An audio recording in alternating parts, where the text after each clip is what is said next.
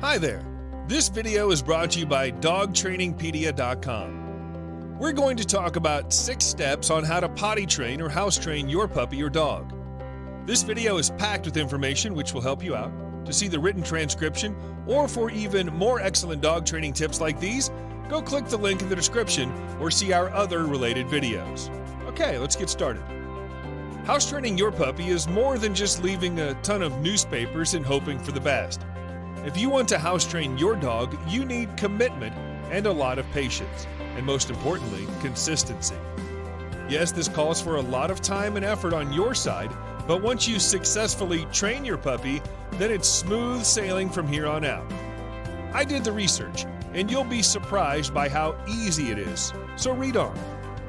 I know how confusing it must be to house train puppies, especially if you're a new pet owner. So if you're stuck and wondering how, check out these tips to help you out. 1. Build a relationship. It's absolutely essential to build a good relationship with your dog if you want to be successful in house training. The more you stay consistent, then the faster your puppy learns. Not only that, but you also have to build your dog's trust toward you so he'll know that he should follow you. Be the alpha of the household, but also don't be too dominant to the point your dog fears you. Have a loving relationship and be his parent, teaching him the right ways but also leading. After all, your puppy won't follow you if he doesn't trust or at least like you. Once you've already introduced your puppy to the house and built that relationship, that's the time to move on to the next step. 2. Create a routine. House training may take a few weeks or even longer if you have a smaller breed. To start things off, the first thing to do is to make a proper schedule. All dogs do best with a consistent plan, as it teaches them when to eat, play, sleep, and potty. Take note that puppies can control their bladders for an hour for every month they age. If you have a 3-month pup, then they can hold their bladder for only up to 3 hours or less. That's why it's crucial to set up a routine that centers around their feeding and potty times. When you wake up, take him outside to do his business. Do the same after playtime, eating and drinking, as well as right before bedtime. Stay consistent with this routine so he has an idea on when it's time to potty. To make it easier for you, set a schedule that works for both you and your dog.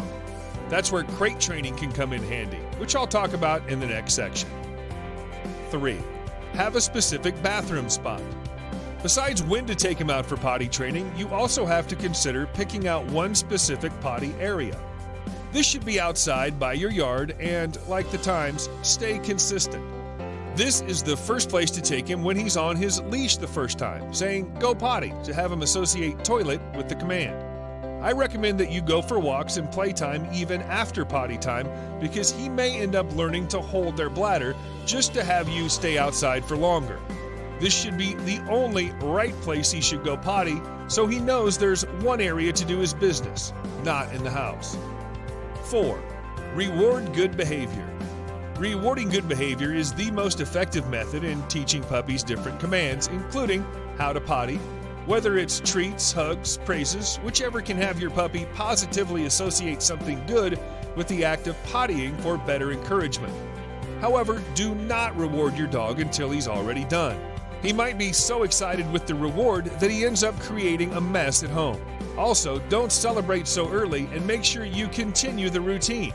By doing this, your puppy will continue following the routine until he's able to already potty on his own. 5. Exercise pens or crate training. Some people may want to consider using exercise pens, which are extremely helpful for house training. When you keep your pet in smaller areas within eyesight, it allows you to see how they react when it's time to do their business. They can express their need through barking, scratching, sniffing, scratching, or circling. For those who can't monitor their puppies, then you might want to start crate training. Confine your puppy in a small crate enough for him to fit so he won't do his business in it, just enough to lie down. This is also an effective way to help him get used to being in confined areas without the separation anxiety. 6. Supervise and don't fret. Last but not least, always continue to monitor and supervise your puppy. Keep monitoring his success, and if he still has accidents, evaluate what's wrong. However, never blame him and punish your puppy with threats or abuse, which won't do any good.